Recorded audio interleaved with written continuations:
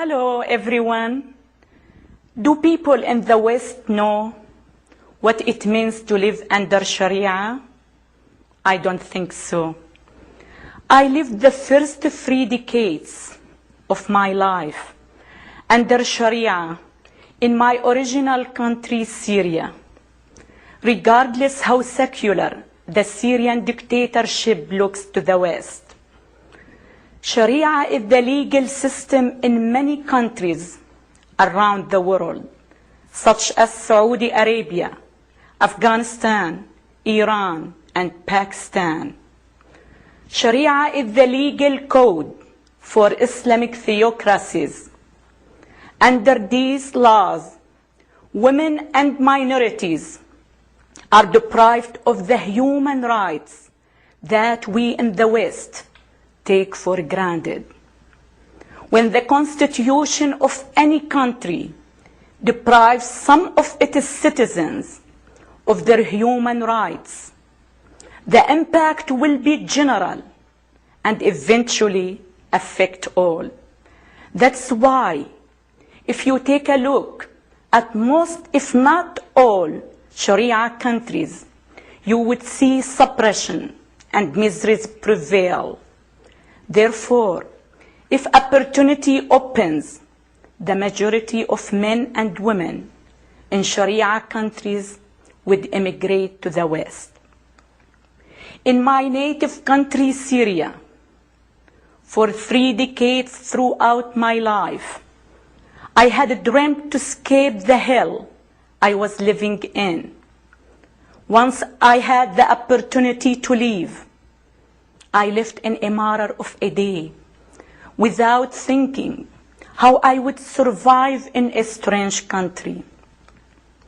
My dream of being free was much more important to me than the fear of getting lost in a civilized country.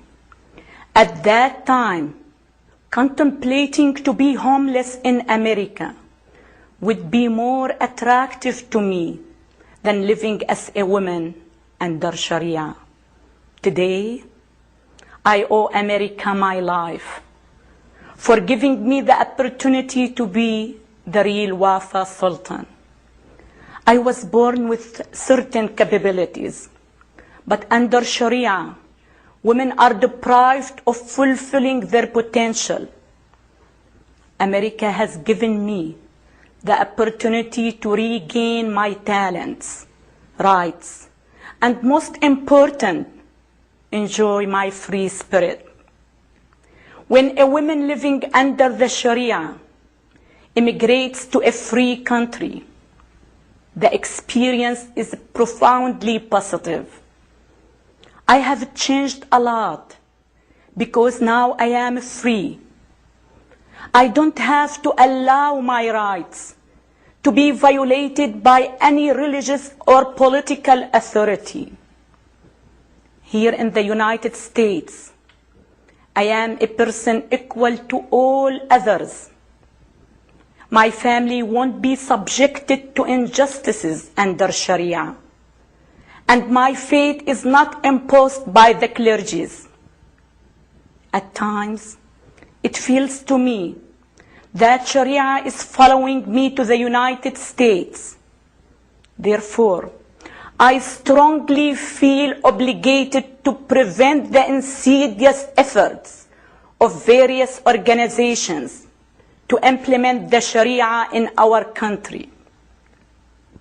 Nothing threatens my mental and psychological well-being more than the fear of having Sharia established and applied here. I don't want to face again the hell that I had escaped of 20 years ago.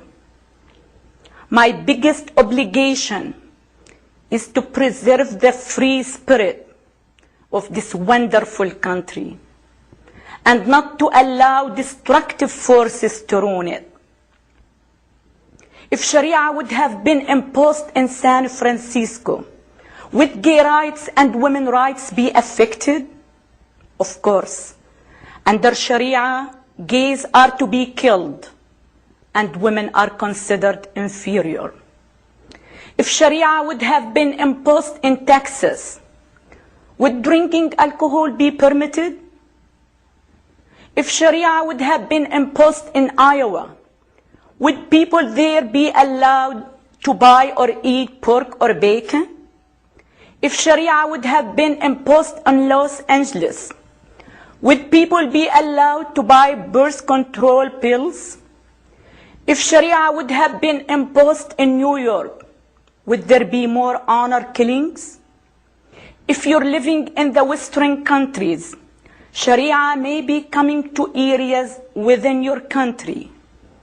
In cities across Western Europe and Canada, some people live more under the rule of Sharia than the secular laws of those countries.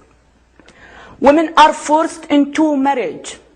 Converts to other religions are persecuted. Polygamy is growing, and young girls are the victims of honor killings by their families. It's hard to believe, but in parts of London, Paris, Amsterdam, and Malmö, civil authorities have largely lost control to the rule of Sharia imposed by Muslim supremacists who want to see Sharia become the law of the land. You may be concerned like I am. So what can we do? You can learn about what Sharia means and educate others in your community about it. You can ask your government leaders to create resolutions or law to prohibit Sharia from being established in your country. I will have a petition you can sign to support this cause. You can talk to the newspapers, radio, and TV stations to urge them to cover the concerns about Sharia in a Western country. Why do all of us need to take action? If you live in the United States and believe in the American Constitution, you will realize that our Constitution is not compatible with Sharia. Under Sharia, polygamy is permitted even though it's criminal under American law. Under Sharia, Muslim men are allowed to beat their wives to discipline them. Muslim men can divorce their wives without requiring a court proceedings. And daughters get half the inheritance the sons get. In general, human rights and women's rights, as we know them, don't exist. For women and non-Muslims, Sharia is in fact a form of slavery. Sharia has no place in the West. It is our responsibility to defend our freedoms, stand up for human rights, and take a firm stand against Sharia and the slavery that it brings.